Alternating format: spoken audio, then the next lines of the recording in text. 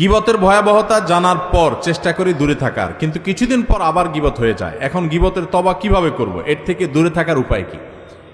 আপনারা গীবত কাকে বলে চিনেন তো? নবী সাল্লাল্লাহু আলাইহি সাল্লাম বলেছেন, আতাদরুনা মাল গীবাহ, তোমরা কি জানো গীবত কাকে বলে? সাহাবীরা বলেছেন নবী সাল্লাল্লাহু আলাইহি সাল্লামকে, আল্লাহ এবং তার রাসূল ভালো জানেন। নবী সাল্লাল্লাহু আলাইহি সাল্লাম গীবতের সংজ্ঞা দিচ্ছেন যে গীবত হলো যিকরুকা আখাকা মা ইয়াকরাহুহু, তুমি কারোর পিছনে যদি এমন কিছু বলো যেটা তার সামনে বলে সে মনে কষ্ট পাবে, এর নাম গীবত।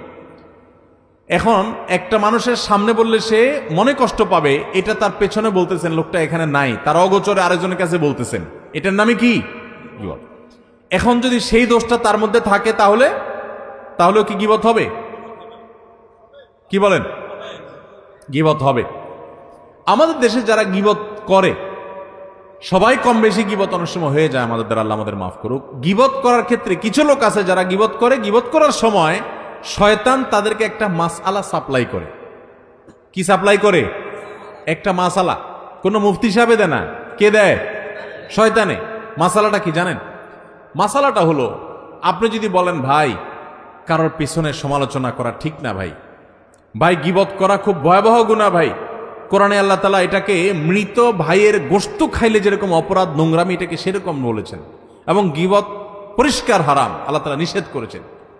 আপনি আরেকজনের গীবত করেন না, এটা বললে তখন ওই লোকরে শয়তান ওহী করে, শয়তান তার মাথায় দেয় বুদ্ধি, সে তখন জবাব দেয়, দেখেন ভাই আমি যেটা বলতেছি সত্য বলতেছি, আমি কোনো উল্টাপাল্টা মিথ্যা কথা বলতেছি না, আপনি চেক করে দেখেন। সে গীবতের সংজ্ঞা হয়তো জানে না, আর নাহলে শয়তান তারে দিয়া এই ভুল মাসালা দেওয়াইছে। আরেকজনের পেছনে আপনি কোনো কথা বললেন, যে কথাটা সত্য, কিন্তু তার সামনে বললে সে কষ্ট পাবে, এটা সত্য হওয়া সত্ত্বেও কি হবে? গীবত হবে। আর যদি ডাহা মিথ্যা কথা বলেন আরেকজনের নামে তার পিছনে, তাহলে তো সেটা মিথ্যা অপবাদ, ওটা তো গীবতের চাইতে আরো ভয়াবহ।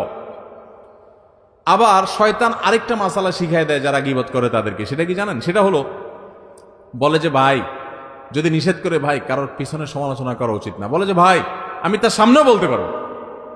এরকম বেটাগিরি দেখায় না কিছু লোক? তো বলতে হবে, আপনি যদি এত বড় বেটাগিরি দেখেন না মানুষ হন,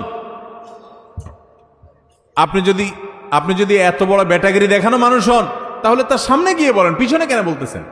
ইসলাম বলে মানুষের প্রশংসা হবে পেছনে, আর তার ভুল ত্রুটির সমালোচনা হবে তার সামনে। ভালো করে শুনেন, মানুষের প্রশংসা করতে হবে পিছনে না সামনে? পিছনে। সামনে প্রশংসা করা যাবে